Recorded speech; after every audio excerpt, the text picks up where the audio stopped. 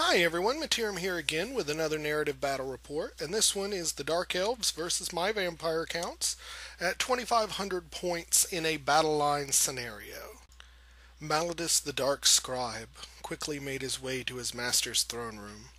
The scouts had returned, and Lord Mounthaven would want to know what they had found. As he entered the throne room, Maladus took note of the presence of Lady Chandra, Lord Mounthaven's newest bride and trophy of his triumph against the Bretonian house Serpine. Since her change, Lady Chandra has reveled in her newly gained dark powers, and she seemed to be a worthy ally to House Mounthaven. But Maladus trusted no one but his master. "Speak, Maladus," Lord Mounthaven commanded. "Anything you have to say can be spoken before Lady Chandra." The pronouncement did nothing to ease Maladus's concerns, but he would not dare challenge his master's command. "The scouts have returned, my lord, and report on the movements of the Dark Elves." "Do they dare enter my domain?" "They do, my lord. It seems that the ogres they have been tracking have been summoned by the Hammerfell dwarves. The Dark Elves are following them, and their path will lead them through the pass of Tardok, which is well within your lands." "These Druchi are like mad dogs, Maladus. If they are allowed free passage through my lands, only chaos and destruction will follow in their wake. I shall ride forth and teach them the mistake of not respecting my rule here." So here is where the two armies have met. As you can see, it's kind of a cluttered board for with deployment. Things to pay attention to: the river, it turned out just to be a normal river. I don't remember what the forests ended up being, but their specifics didn't come into play. Mainly, they just served to help constrict the areas of combat. So we'll go ahead and get into deployment. So, starting on the left here, we have a set of 5 Doomfire Warlocks with a champion, a master of the Warlocks there. We have 30 Black Ark Corsairs with full command and the Standard of Discipline. With them is the Master Satang, the Battle Standard Bearer, and he has the Talisman of Protection and a Ruby Ring of Ruin. And next to that is a Reaper Bolt Thrower. Then we have 5 Harpies, a unit of 20 Witch Elves with the Banner of Eternal Flame. They have full command. Also with that is the Death Hag with the Cauldron of Blood, and the Death Hag has Fencer's Blades. Next to that is the Supreme Sorceress T'Pring, Darkheart, on the Dark Pegasus with the Tormentor Sword, the Dispel Scroll, Cloak of Twilight. She's a level 4 of Dark Magic, and then there's another Reaper Bolt Thrower next to that. Then here we have a unit of 8 Cold One Knights with full command and the Banner of Swiftness, and the Dread Knight there has the Warrior's Bane Sword. And then there's another 5 Doomfire Warlocks with no champion, and in the Cold One Knights is the Dreadlord Sinbane on his Cold One. He has a Gold Sigil Sword, Talisman of Preservation, and the other Trickster's Shard. And one thing I'll mention right off the top here, I did notice about my opponent's list, he obviously expected me to take a lot more ethereal than I ended up doing. I do tend to favor those kind of units, and he obviously expected me to do that again this time, so he ended up wasting a lot of points on crappy magic items just so he would have attacks that would affect them. Alright, and starting on my left, I have 1 Black Coach, and this is after Vanguard, so you can see I've Vanguarded up the 5 Hex Wraiths on that side of the bridge there. Then, Vanguarded up on the bridge, I have a unit of 20 Dire Wolves with a Doom Wolf in it. Right behind that is my Lord, Alesandro Mounthaven, Vampire Lord on Abyssal Terror. He has the Night Shroud, the Talisman of Preservation, Iron Curse Icon, Quick Blood, and Red Fury. And he has a lance, of course. And I think he's a level 1 Lord of Vampires, and he had the Gaze of Nagash. Next to that is my Shrieking Drake, or as everyone else knows him, the Terrorgeist. And in front of that is a unit of 10 Black Knights with full command. Or actually, they may not, yeah, they don't have a champion. With them is Kaloth Redfang, my BSB, with the Armor of Fortune and Red Fury. And Lady Chandra Mardigan to Mounthaven, my Vampire with Sword of Swift Slaying, Dawnstone, Aura of Dark Majesty, and Beguile. So she can handle any particular challenges I have to deal with. As you can see, next to that is a unit of Crypt Ghouls, 30 of them, and then a unit of 25 Skeletal Warriors with Musician and Standard Bearer. So my vampire counts got first turn, and I started up pretty aggressively on the left flank here. I end up running the Hex Wraiths right over top of the Doomfire Warlocks to where they are now, and ended up doing a lot of damage. The 3 of the Doomfires died, but he managed to not panic, so he's stuck there. But I'm bringing a lot of relatively hard units here on his side and following them up with my general. Here in the center, I was far more patient. There was no way I could get the Hex or the Terrorgeist out of line of fire, so I kept him behind the forest so I could at least get a -1 to hit, and everything else I moved up cautiously. I didn't want to give him any free charges to let him get into me quicker than I was ready. So I'm kind of playing a safe game here on this flank. And so then we go to my magic phase, and I'm hoping that this is not a sign of how the game is going to go. The 2 dice that you can see at the top was my roll for the Winds of Magic, 2 1s. The 3 1s under that are the rolls for my 3 channel attempts. So I end up with 2 dice, and I think I get off Van Hells on everything here on the right side, but it was pretty immaterial and totally ineffective. Yeah, here it is. I did get Van Hells off, so I kind of arranged things a little bit different, but nobody took a full move out of it. It was just to kind of help space me out a little bit. Alright, so we go into Dark Elves turn 1, and the first thing he does is bring those last 2 Warlocks over here to put him in front of the Black Coach. He realizes that he's not really got a whole lot that he's going to be able to do with them effectively anymore, except maybe get a couple of spells off. So right now he's just putting him here as a speed bump so the Coach can't get any further into the way. And in the center here, he comes up very, very cautiously. I think he's very much afraid of losing his ranks for the forest or the river and doesn't want to be the one to enter in there. So it's causing him to hold back maybe more than is correct. You do see that he turns the Pegasus Sorceress to the side so he can blast away those Hex Wraiths before they can get into anything. And the only thing he gets aggressive with is the Harpies here. He's got them turned sideways. It's kind of hard for them to actually stand on that river, but he's basically got them so he's going to redirect me if I go for them.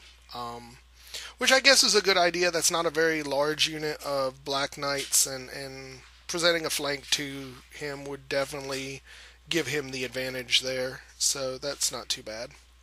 And then over here on the side, he just comes up again very cautiously. I probably, particularly on this side, because there's nothing but kind of crappy core units on this outer flank, I probably would have been more aggressive with the Cold One Riders and gotten in there and not allowed me to kind of choose the pace of the combat on this flank. So during his magic phase, his Doomfire Warlocks end up squeezing off a spell that inflicts 2 wounds on my Terrorgeist here. And with me stopping all of his other spells and his shooting being garbage, we go into Vampire Count's turn 2.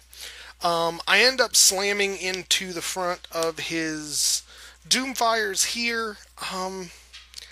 Maybe he should have fled, but I don't know. I think he was close enough to the edge where he would have lost him either way. And he's just kind of using this unit to tie me up for a few moments.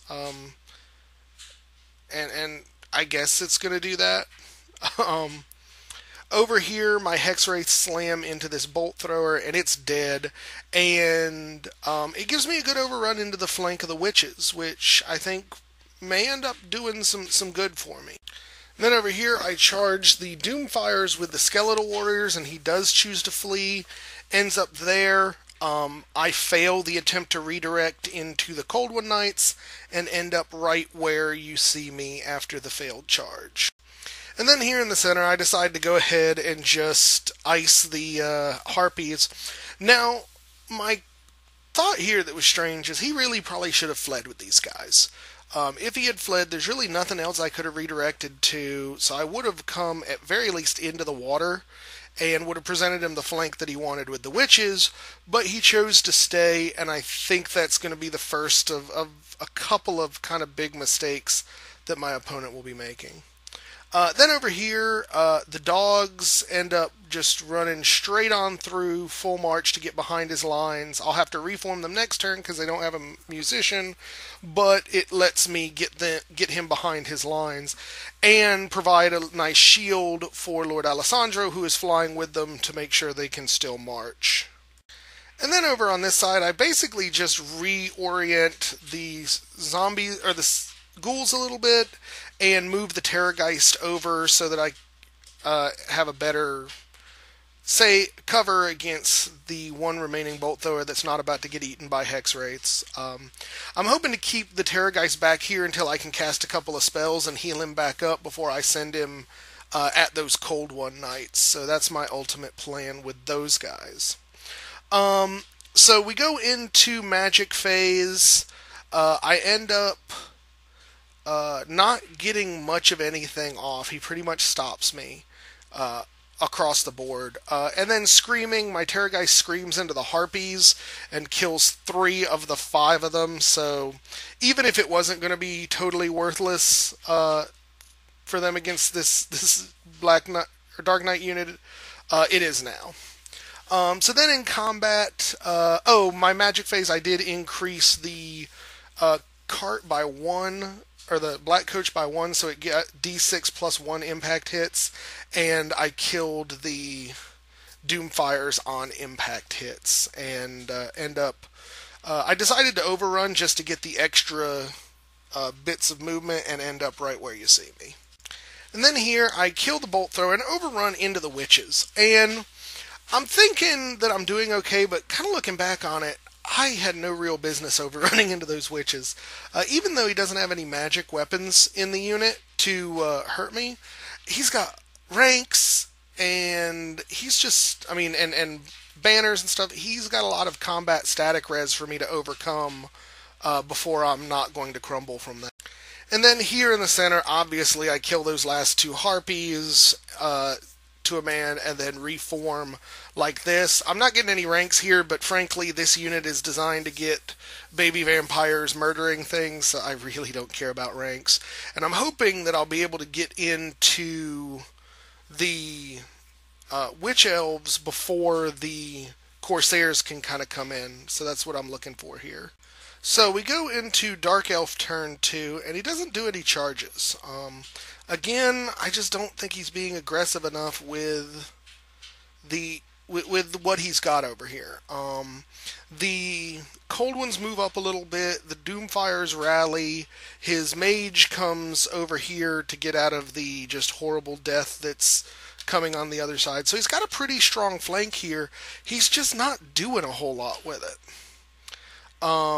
And over here, he's, again, very cautiously, almost too much so, I think, starts bringing the Corsairs around because, again, he's afraid to go into the forest.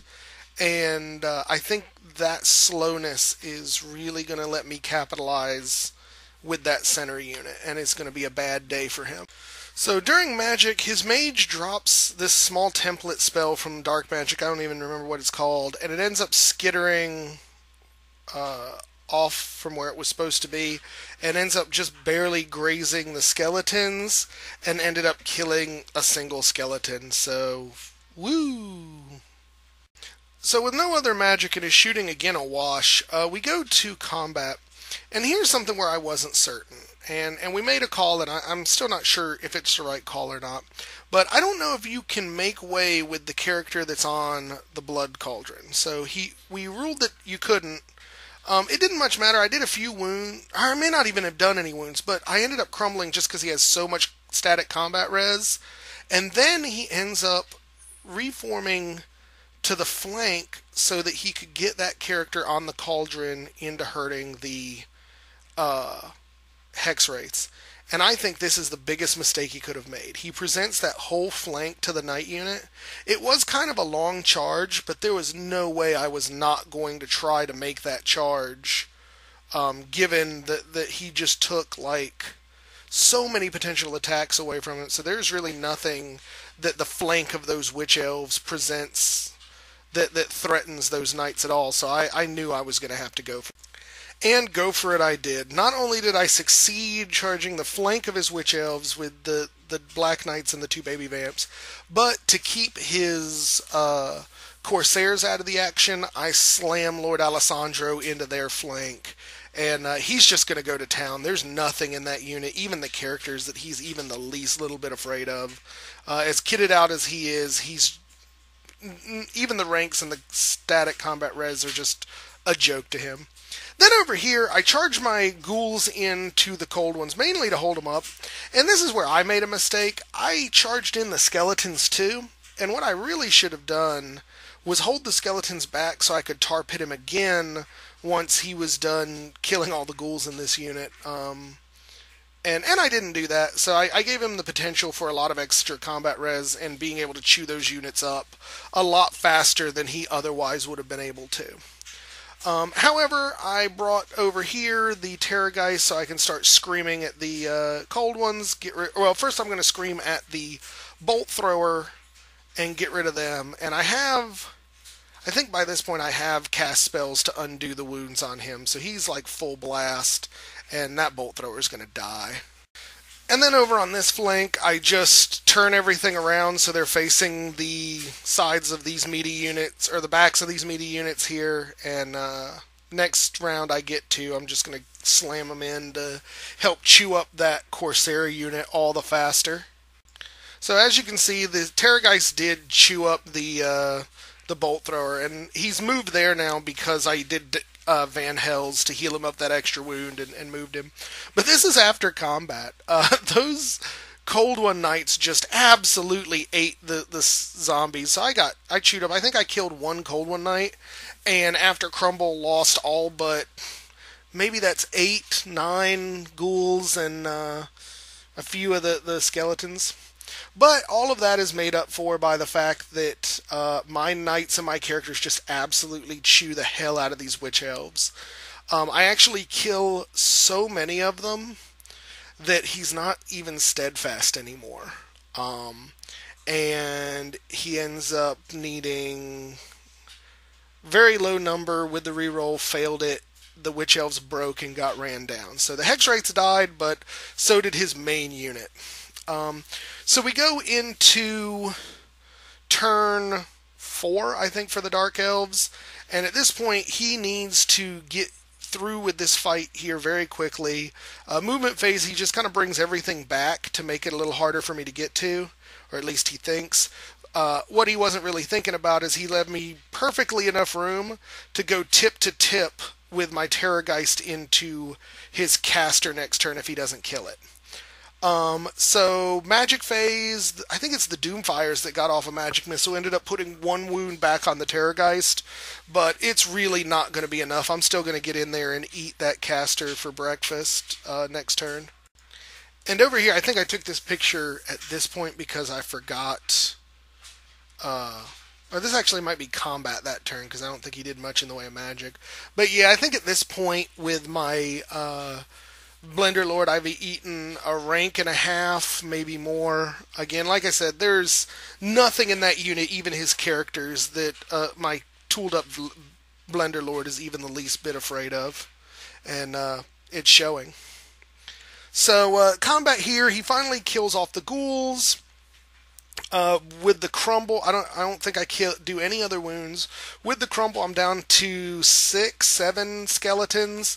But I reform so that we're here, or he might have reformed to maximize, which again helps because I've still got that corner to corner charge against his mage, and the skeletons are dead, but I knew that going into it.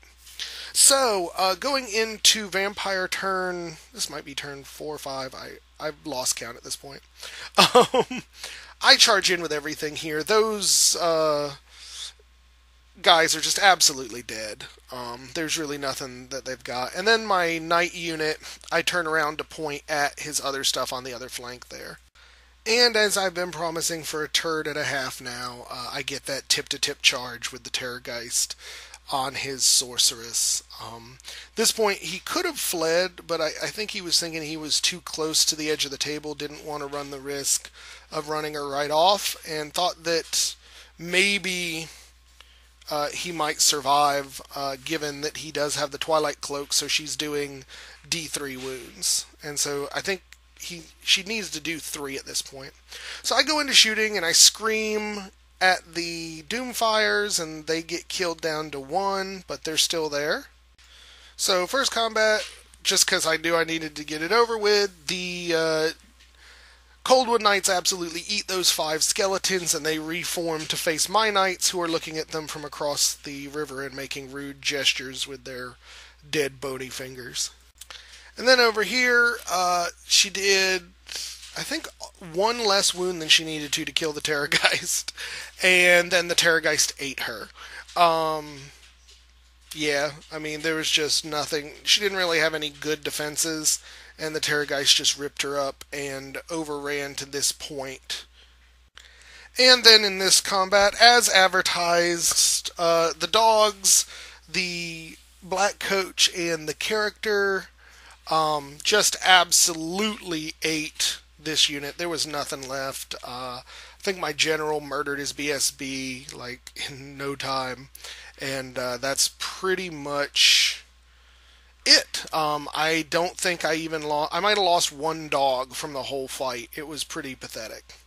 So at this point, having nothing but the Coldwood Knights, my opponent chooses to end the misery and surrenders at this point. Dreadlord Sinbane looked back over the battlefield as he and Duras fled along with his honor guard, seeing his sorceress wither and die before him from the beast's screams, along with the mutilation of his corsairs, forced the hasty removal from the battlefield. Dawn came, and when the walking dead retreated back into whatever hole they had crawled from, leaving just the sound of the lizard's clawed feet on the rocky terrain. Arriving back at the encampment, he dismounted and headed directly for his tent. Throwing open the flap, he tossed his sword aside and sat down in the chair. This was his first taste of combat since arising to Dreadlord, but the taste was vile. He knew he was going to answer for this loss when his mistress arrived. He closed his eyes to think how to explain when he heard a grunt from behind him. Diving for his blade, he spun to see what the sound was. He never expected what he saw before his eyes. A beast, for lack of a better word, stood before him, wings unfurled and holding a large weapon in its right hand. Its skin was blue and its eyes glowed red.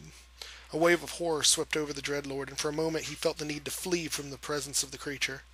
But after a moment he felt the wave pass through him, and his normal calm returned. The beast began to speak.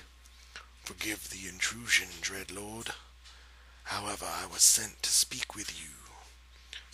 "What do you want, demon, and who sent you to speak with me?" the Dreadlord responded. The demon prince smiled. "I was once known as Draker of Clan Martok. I was, and now more, a servant of the Changer of Ways. He seen fit to improve me. I speak for Galrosh, first of the Chaos Dragons.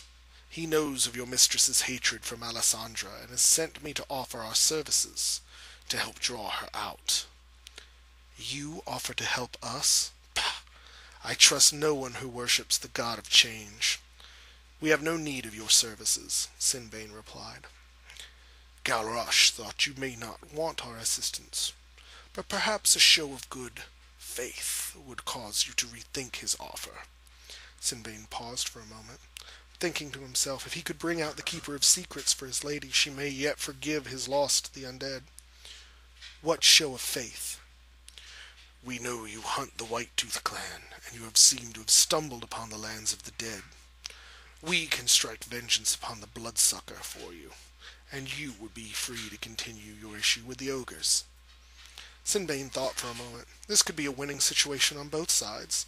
If the demon and his forces win, he has a potential ally. If they lose, the undead will be distracted long enough for his other forces to move out of their lands. And with one less demon prince walking around to worry about. "Tell your master we have a deal," Sinbane said, grinning an evil smile back at the demon. "As a show of good faith as well." The demon prince mumbled and touched the table next to him. The table was transformed into solid gold. That should cover the cost for the Kraken Lord to bring your reinforcements. The demon smiled back at the Dreadlord and exited the tent. As the Sinbane watched, the demon took flight, and a few of his shades reached for their crossbows. Stop. He is free to go. Ready a transport back to the coast. Take our payment to the slave master. It should cover the cost of bringing our mistress to these mountains. The shades moved into the tent to pick up the table of gold.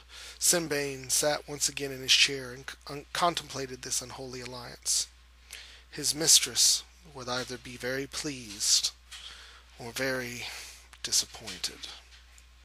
So this was a pretty obvious victory for the vampire counts. As far as my list is concerned, it turned out to be pretty strong. Still not sure I'm comfortable without bringing spirit hosts or banshees. I very much like the ethereal options for chaff and redirecting and stuff, and I felt a little naked during this game without it. And I think in the future, if I'm going to keep not using them, I'm going to have to get better at using my core units for tar pitting. Like, I had no business throwing both the skeletons and the ghouls into his Coldwood Knights at the same time. That was just kind of a stupid waste of resources. As far as my opponent's list, I mean, obviously he made a few tactical errors, and I think the biggest of those was presenting the flank of the witches to me. That was, well, frankly, there's just no excuse for it. I mean, I'll be straight with it. The hex wraiths were dying from crumble, and even if they hadn't, if I brought the knights into the front, those 3 hex wraiths that were left were not going to do enough wounds to counteract the craziness that the witches were going to bring. I mean, yes, the Black Knights have a 2-up armor save, but those witches are going to kick out so many attacks that they're going to get through, and there really wasn't that many wounds in that unit they had to do before I was in a lot of trouble. But I think the biggest thing, and I've talked to this player about this, is he's concerned that this is a finesse army and he's not a finesse kind of guy, and da-da-da-da. But I think the bigger problem is his lack of focus. Like, for instance, his Dreadlord on the Cold One could be a great build, but he ended up going really defensive, like strangely defensive with it. Like, he went with the Initiative 10 sword, the 4-up ward save, and the other Trickster shard, which, I don't know, being that their strength is only 4, I probably would have gone with something stronger, give him a strength bonus, something, and not necessarily worried about the ward save. He's already got a 1-up armor save. Could have used those points to make him more killy. Would have helped him chew through those skeletons much easier if he had, like, the +3 attack sword. 7 attacks will eat those dudes up. Or, if he managed to get them into bigger units, something that gets rid of armor, the obsidian blade, or just additional strength. And then, I mean, I know a lot of what he took was to make sure that he could deal with what he thought I was going to be bringing to the table, which was a lot of ethereal. But I think ultimately some of those points could have been better spent concentrating things into different units or different models that could have been beneficial. I think unless you're going to make your combat lord super duper killy, or if you're dwarves and want to make him just last forever, you're better off just buying models. Or using like a level 4 as your general. That being said too, I don't know if I'm a huge fan of dark magic. The last few times that this opponent has played with shadow magic, he's done amazing, but wanted to switch it up after there was some complaints when he last played the Dwarf Beastman player about how annoying Mind Razor is. So he decided to play dark magic, and I just don't think dark magic has enough of the tools that the Dark Elves need, frankly. I think shadow is a far stronger option for them. There may be some good spells in it, I just haven't seen them applied very well yet. All in all, it was a fun game. I know my opponent is thinking he's going to give his Dark Elves a rest for a little while and do the Warriors, which are a little bit more straightforward. You push forward, you roll dice, you see what happens. But I have been actually sort of advising him against that because I really think that the Dark Elves aren't an overly finesse army. I mean, it's not like it's Tomb Kings or Empire where all of your pieces just individually suck. Um, I think it's a matter of learning how to participate in all phases of the game to make them strong. And I think the only way he's going to learn how to do that is if he keeps playing with these uh, armies that require that. So we'll see how that works. As you can see, he is bringing his warriors into messing with the vampires for a while. I think he's still trying to chase down my ogres with the Dark Elves. We'll see where that goes. All in all, though, thank you guys for watching. I also want to say that this is my first battle report I've done since the birth of my daughter, Joanna. And I just wanted to thank everybody for the show of support and apologize for not doing the live show this past week. But I was at 9 o'clock. I was literally in the delivery room with my wife, getting ready to welcome my daughter into the world. So I do have to claim that as my bigger priority. But thank you guys for all the nice things you said and all the well wishes. My wife and child are both doing fine, and we very much appreciate it. If you guys like this video, please like or subscribe below, and we will catch you next time. Thanks a lot.